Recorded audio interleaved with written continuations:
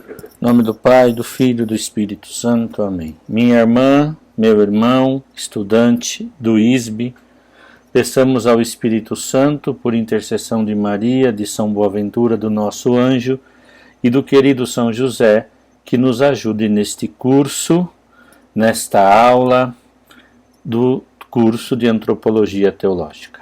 Glória ao Pai, ao Filho e ao Espírito Santo, como era no princípio, agora e sempre. Amém. Como vocês viram, nós estudamos com Ladária até o 3º capítulo. Vamos fazer um recordatório. Isso significa que nós estudamos o tema O Homem Imagem de Deus, temos ainda a questão do sobrenatural, o pecado original, o homem na graça e a consumação escatológica. Porém, eu vi que o tema da imagem de Deus precisa ser aprofundado. Por isso, nós vamos estudar em 3 aulas sobre o tema ainda. Depois finalizamos o curso, assim que nesse nosso prospecto, com Ladária. Eu escolhi para vocês um documento que eu gosto muito, pensava em utilizá-lo, porque ainda tinha esperança de poder falar dele abbraccio, como dizem em italiano, dentro do meu curso.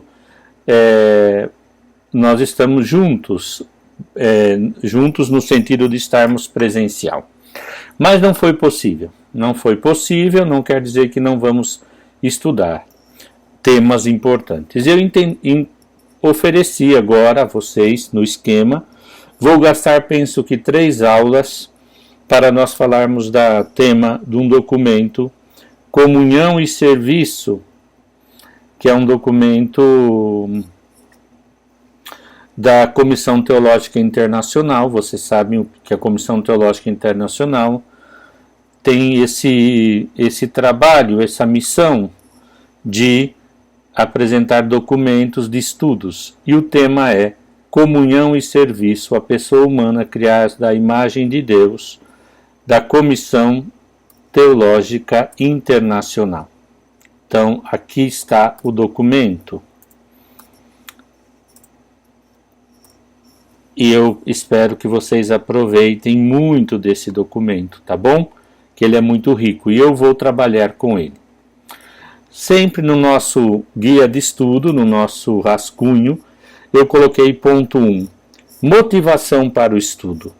Aprofundar o tema da imagem de Deus, por mais que Ladária seja o Ladária e nos apresente uma síntese muito boa, eu penso que antes de continuar a falar de pecado, graça e eternidade e vida plena nos céus, além dessa que começa aqui, a vida plena começa aqui, tem uma introdução, que eu fiz um resumo hoje, depois uma parte, um capítulo 1 que fala, fiz a introdução e o resumo da introdução e do primeira parte. Então temos a primeira parte, introdução, a pessoa humana criada à imagem de Deus, a Imago Dei, na escritura e na tradição, a crítica moderna da teologia da Imago Dei e a Imago Dei no Concílio Vaticano II e na atualidade.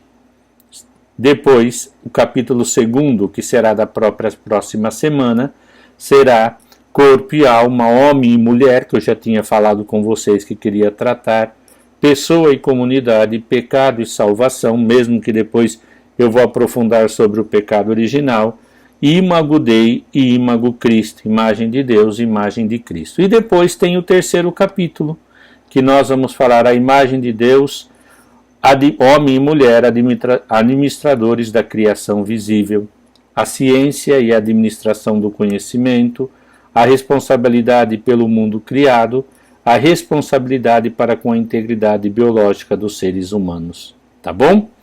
Então, eu coloquei o documento para vocês clicarem e já irem lá no documento.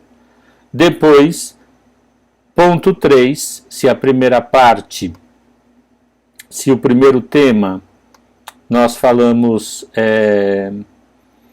eu pedi para vocês visualizarem o documento, quer dizer, dar uma visão no documento que eu quero que vocês estudem. A motivação eu já disse, né, aprofundar o tema. E aí começamos a apresentação dos elementos introdutórios. Espero que vocês possam entender que os elementos introdutórios compõem introdução e capítulo. Ponho aqui já bem para vocês não se perderem, tá bom, meus amados? A minha intenção é que você possa aprender tranquilo. E aqui eu desenvolvo a importância do documento, né? Vocês viram que eu fiz uma pergunta sobre imagem e semelhança, e o documento vai apresentar mais importância do que nós poderíamos imaginar, tá bom? Vamos lá então. Ponto 1. A Comissão Teológica Internacional. Vou ler com vocês, venham comigo, tá?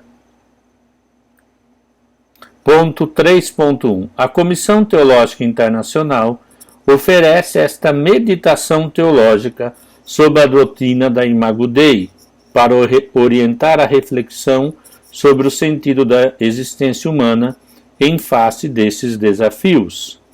Desejamos, ao mesmo tempo, apresentar a visão positiva da pessoa humana dentro do universo que nos é oferecida por este tema doutrinal, redescoberto recentemente. Porque antes o tema era como que esquecido. Ponto 3.2. Preciso ler pelo menos o rascunho. Sobretudo, a partir do Concílio Vaticano II, a doutrina da Imago Dei, da imagem de Deus, teve uma relevância sempre maior no ensinamento do magistério e na pesquisa teológica. Anteriormente, por causa de diversos fatores, a teologia da Imago Dei tinha sido deixada na sombra por alguns teólogos e filósofos ocidentais modernos. Na filosofia, o próprio conceito de homem tem sido objeto de pesadas críticas, provenientes daquelas teorias do conhecimento que ou privilegiam o papel da ideia em detrimento da imagem, o racionalismo, ou consideram a experiência o critério último da verdade, sem tomar como referência o papel da imagem, como o empirismo. Em linha com a crescente recuperação do interesse, olha só, pelo tema da Imago Dei, que se verificou após o Concílio Vaticano, a Comissão Teológica Internacional tem como propósito, nas páginas seguintes, reafirmar a verdade que a pessoa humana é criada à imagem de Deus para gozar da comunhão pessoal com o Pai, o Filho e o Espírito Santo, e neles com os outros seres humanos, e para exercer em nome de Deus uma administração responsável, responsabilidade, cuidado, lembra que nós estudamos em Ladária? Sobre o mundo criado. À luz desta verdade, o universo não surge diante do nosso olhar como simplesmente imenso e talvez sem sentido, mas antes como um lugar criado para comunhão pessoal. Então aqui, meninos e meninas, nós já temos um ponto essencial para ter gosto de voltar a estudar esse nosso capítulo, não é mesmo? Esse documento da congregação. Tá bom? Que eu inseri no nosso curso. Bom, resumo do capítulo 1. A pessoa humana criada como imagem de Deus. Certo? Vamos lá. A pessoa humana criada como imagem de Deus.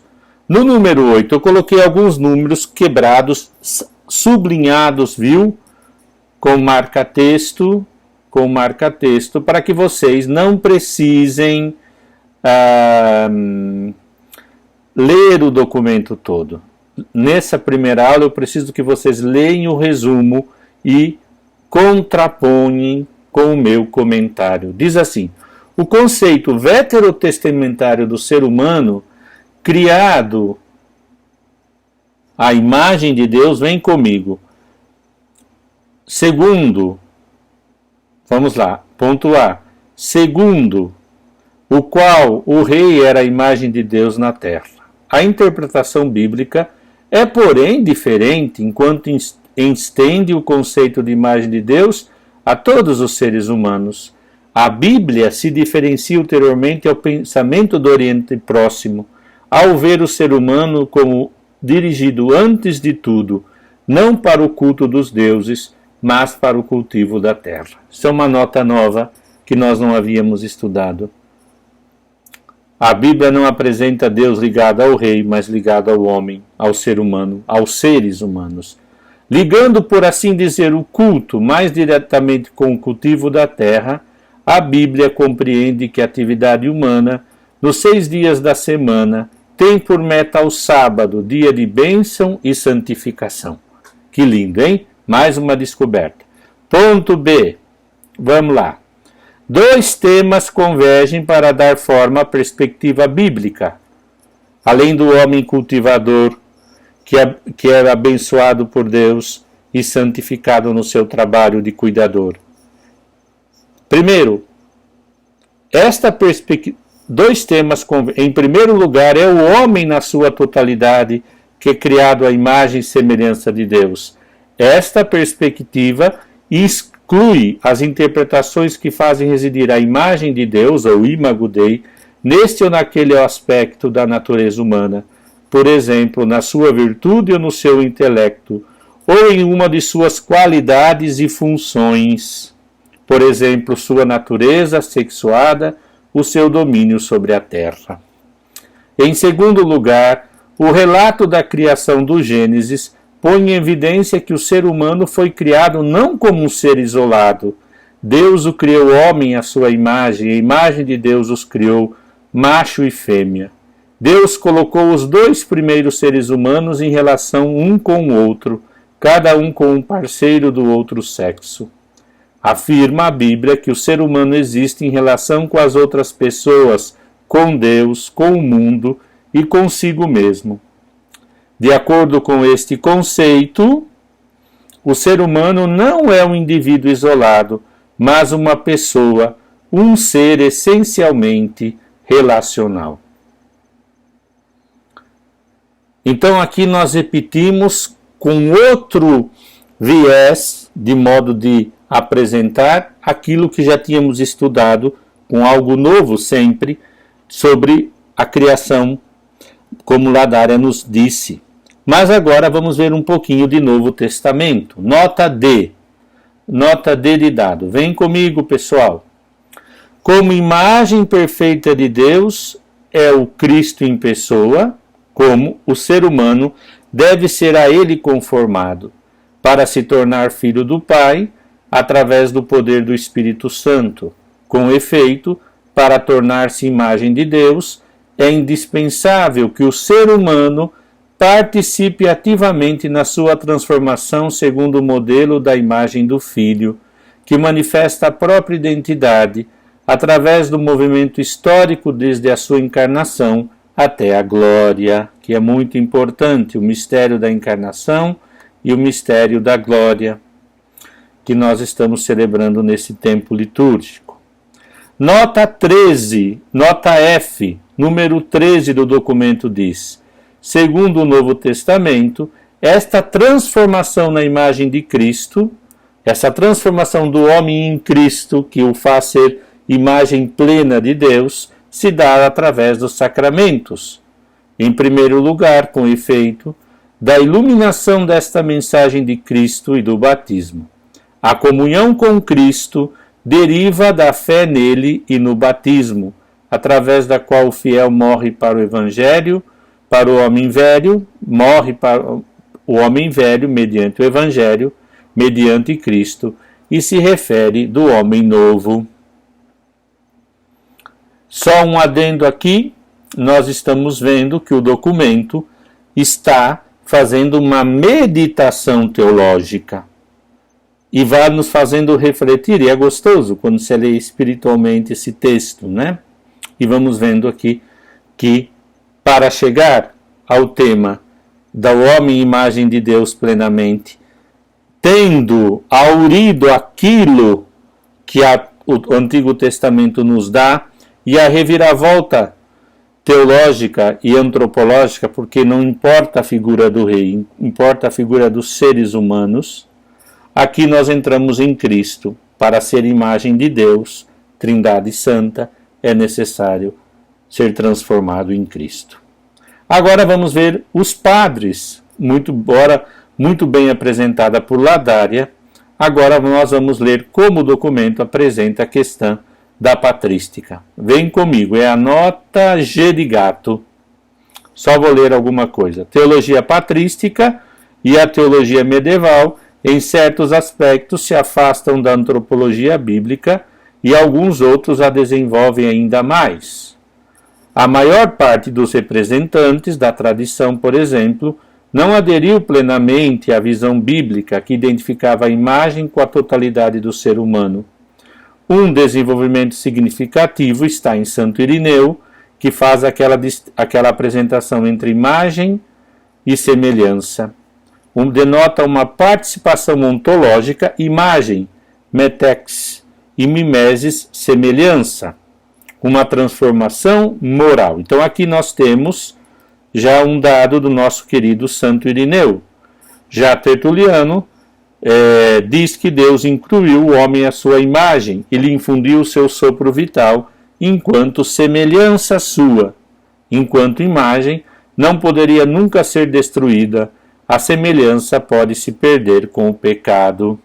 Tertuliano então tem essa síntese aqui, que nós podemos apenas considerar no seu total, tá bom? Porque no total do texto. Já Santo Agostinho não assumiu esta distinção, mas apresenta uma versão mais personalista, psicológica e existencial da Imago Dei.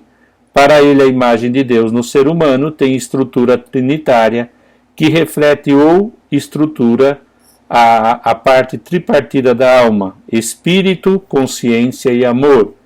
A psique, memória, inteligência e vontade. Nós estudamos isso de outra forma, mas muito bem apresentado pelo nosso querido Ladária. Já a nota H diz: em São Tomás de Aquino, a imagem de Deus possui uma natureza histórica, enquanto passa por 3 fases: a imago creationis, natura, a imago recreationis, a graça, e a imago similitudinis, que é a glória, a vida plena. Para o aquinatense, a Imago Dei é o fundamento da participação na vida divina. A imagem de Deus se realiza principalmente em um ato de contemplação no intelecto.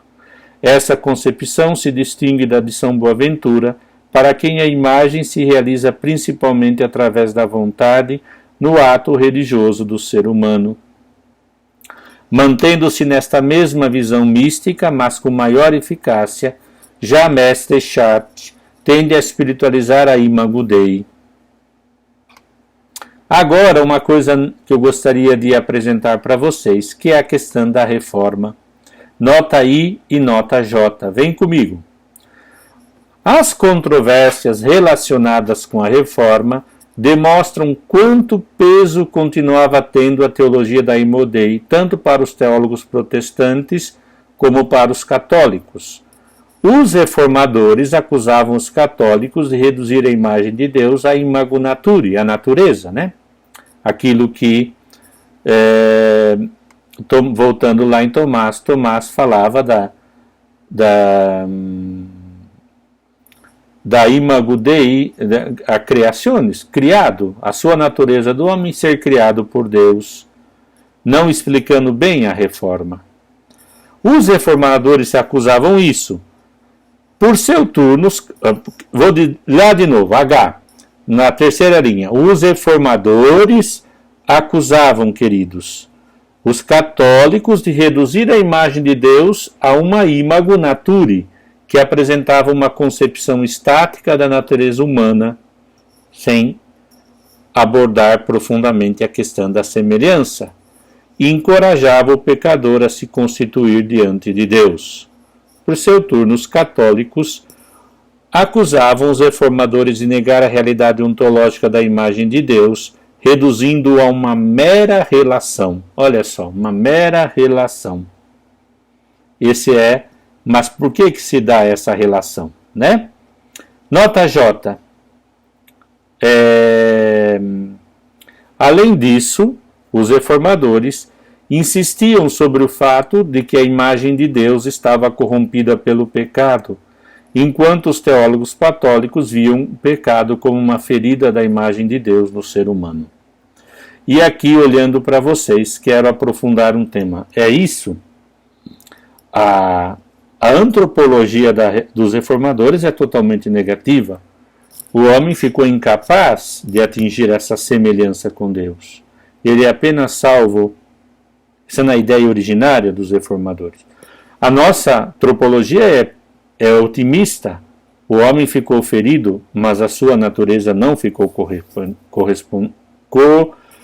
corrompida e corresponde ao homem poder sim assimilar-se melhor, maior a Deus. Vamos lá, nota 18, vem comigo, gente.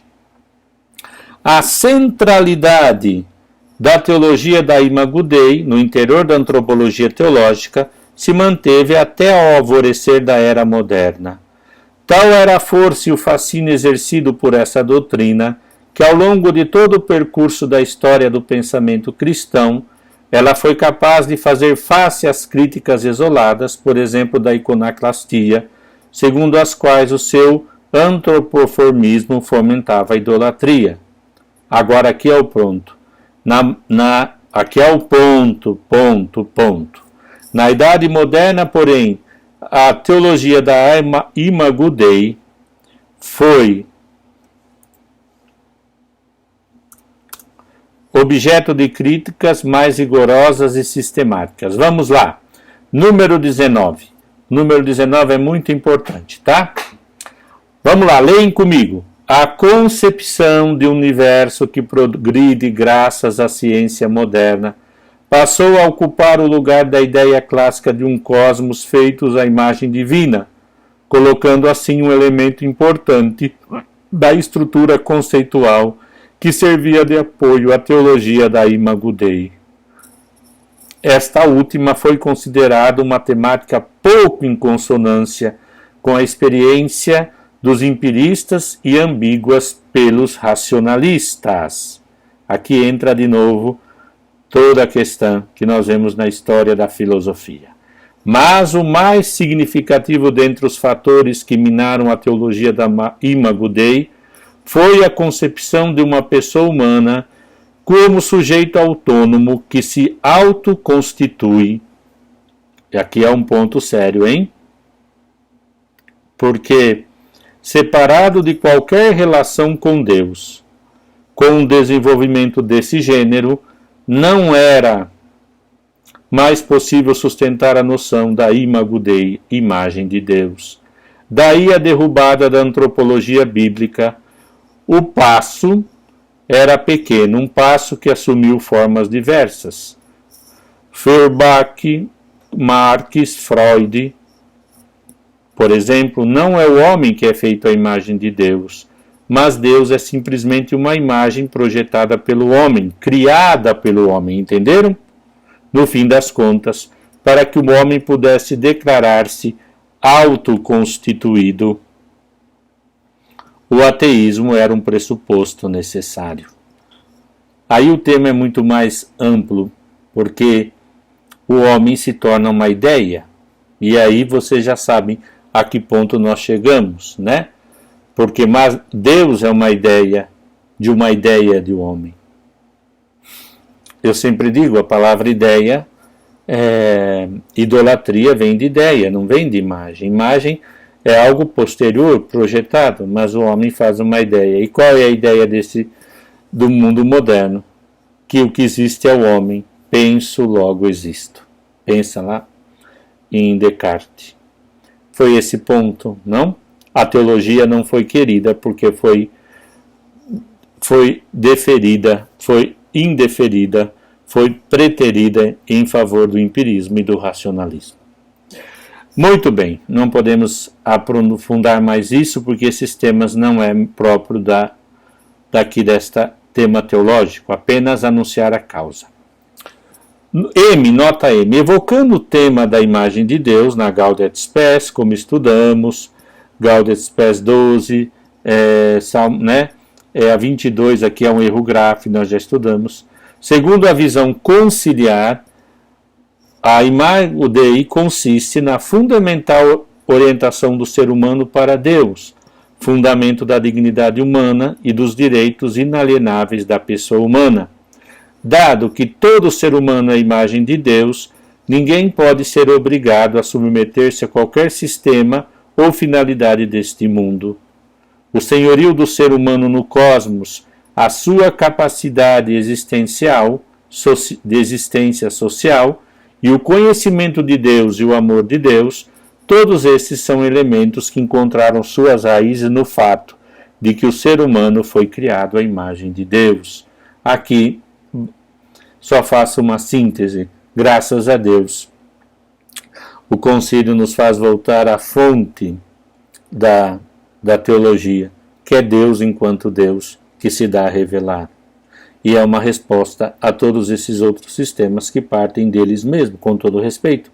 Cada ciência tem o seu objeto material e material, mas formal e material. Mas há o respeito a que é próprio da teologia católica, que tem a sua vê Deus, a matéria é Deus, a partir do que? Da revelação, do que Deus dá a se conhecer. Tá bom? Vamos continuar? O N de navio, nota N de navio, lá na última página do meu rascunho, 5. O renovado interesse pela teologia Imago Dei, que aflorou a partir do Concílio Vaticano II, também se reflete na teologia contemporânea, onde se verificam desenvolvimentos em diversas áreas. Antes de mais nada, os teólogos estão trabalhando para demonstrar como a teologia da Imago Dei ilumina as conexões entre antropologia e cristologia. Sem negar a graça única concedida ao gênero humano mediante a encarnação, os teólogos querem reconhecer o valor intrínseco da criação do ser humano à imagem de Deus. As possibilidades que Cristo abre ao homem não significam a supressão da realidade do ser humano como criatura, mas a sua transformação e realização segundo a imagem perfeita do Filho.